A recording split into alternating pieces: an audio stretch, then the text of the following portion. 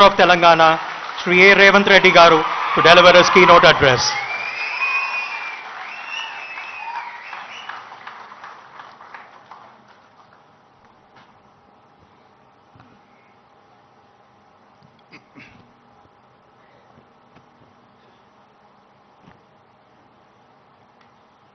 Osmania university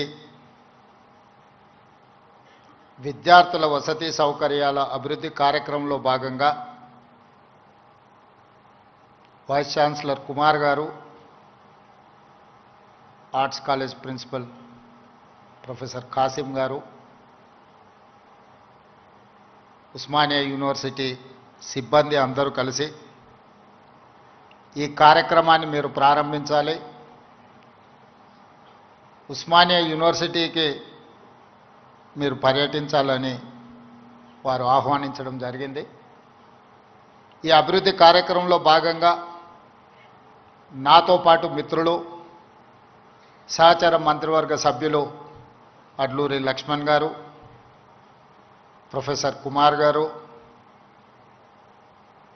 Yogita Rana education principal secretary గారు, Hyderabad city commissioner DGP CV Anand గారు, దేవసేన గారు, రిజిస్ట్రార్ గారు, ఇక్కడికి విచ్చేసిన తెలంగాణ నలుమూలల వైస్ ఛాన్సలర్స్ ప్రొఫెసర్ కోదండరామ్ గారు, education commission members, Osmania university teaching, non teaching staff, విద్యార్థులందరికీ కూడా నా శుభాకాంక్షలు తెలియజేస్తున్నా.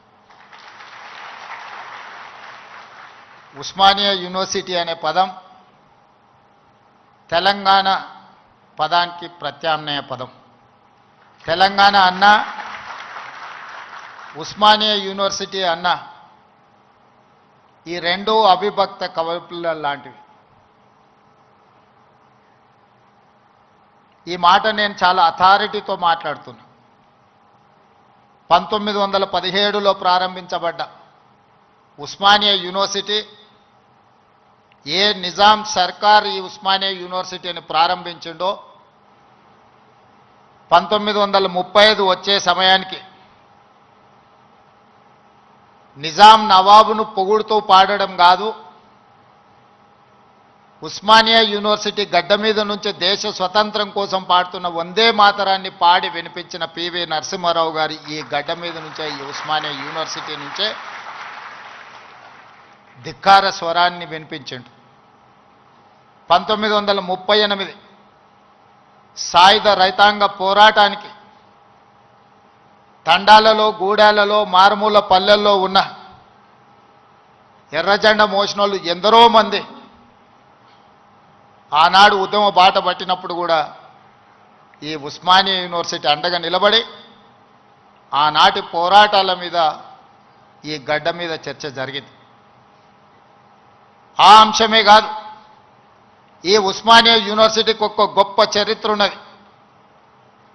జాతీయ స్థాయిలో హోంమంత్రిగా పనిచేసిన శివరాజ్ పాటిల్ నుంచి మొదలు పెడితే దేశ రాజకీయాలనే శాసించి ప్రపంచ దేశాలతో పోటీ పడగలిగిన ఆర్థిక బలోపేతమైన దేశంగా తీర్చిదిద్దిన పివి నరసింహారావు గారు ఈ ఉస్మానియా యూనివర్సిటీ విద్యార్థిని.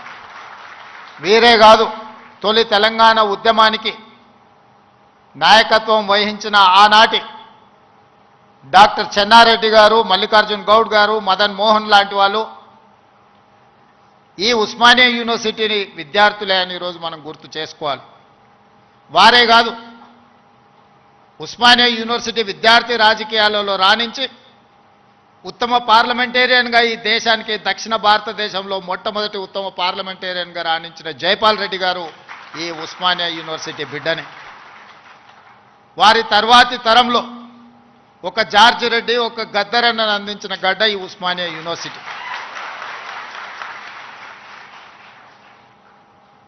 ఆ తర్వాత చాలామంది ఈరోజు ఇక్కడ ఉన్న తెలంగాణ ఉద్యమంలో క్రియాశీలక భాగస్వామ్యం తీసుకున్న ఎంతోమంది విద్యార్థుల నుంచి ప్రొఫెసర్లుగా నుంచి తెలంగాణ సాధనలో తమ వంతు కర్తవ్యాన్ని నెరవేర్చిన వాళ్ళు ఈ గడ్డ మీద నుంచి ఇక్కడ చదువుకున్న వాళ్ళే, ఇక్కడ సమస్యల మీద చర్చించిన వాళ్ళే. తెలంగాణ సమాజానికి సమస్య వచ్చినా, తెలంగాణ సమాజానికి సంక్షోభం వచ్చినా, తెలంగాణ నలుమూలలో ఏ సమస్య వచ్చినా మొట్టమొదట చర్చ జరిగేది, మొట్టమొదట ఉద్యమానికి పునాది పడేది ఈ ఉస్మానియా యూనివర్సిటీ నుంచే.